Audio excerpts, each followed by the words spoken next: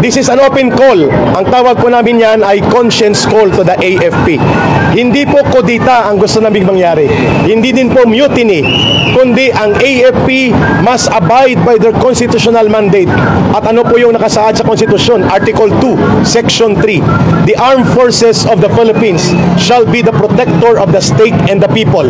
When the government, like what we are having right now under Marcos, does not serve the interests of the people, but rather facilitates the crime of plunder, it is only proper for the AFP to stand with the side of the people.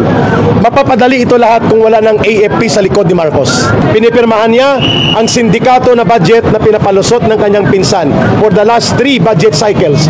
Ibig sabihin po, ang conspiracy ni Marcos at ni Romualdez ang naging dahilan kung bakit naging malakas ang loob ng kagaya ni Saldico na maging kriminal na mandurukot at mangangamkam sa kaban ng bayan, ang sindikato sa DPWH hanggang sa baba, hindi lamang sa taas na antas, at pati ang mga kriminal na contractors na numbalik, sapagkat ang unang nawala ay yung tinatawag nating fear factor, yung pagkatakot na may kalalagyan ka kapag ikaw ay nagnakaw sa kaban ng bayan.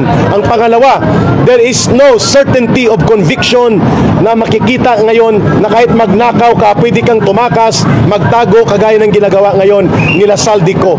Iyan ang ating dahilan kung bakit lahat ng ito mapapanagot natin kung mapapalayas natin si Marcos sa poder at kapangyarihan. Pero hindi sa pamamagitan ng karahasan.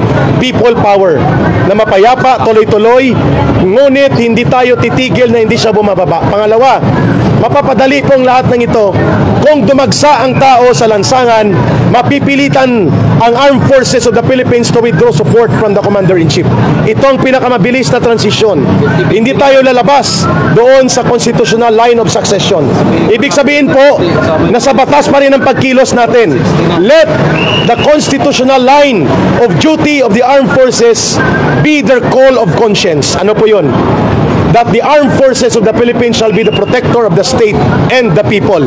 And Marcos and Romualdez are not the state. They are not the government either. Ibig sabihin po, mapapadali ito lahat kapag nanindigan ang AFP kasama ang PNP to withdraw support from the Commander-in-Chief that will render Marcos inutile, and therefore a transition of power as stated by the Constitution can take place.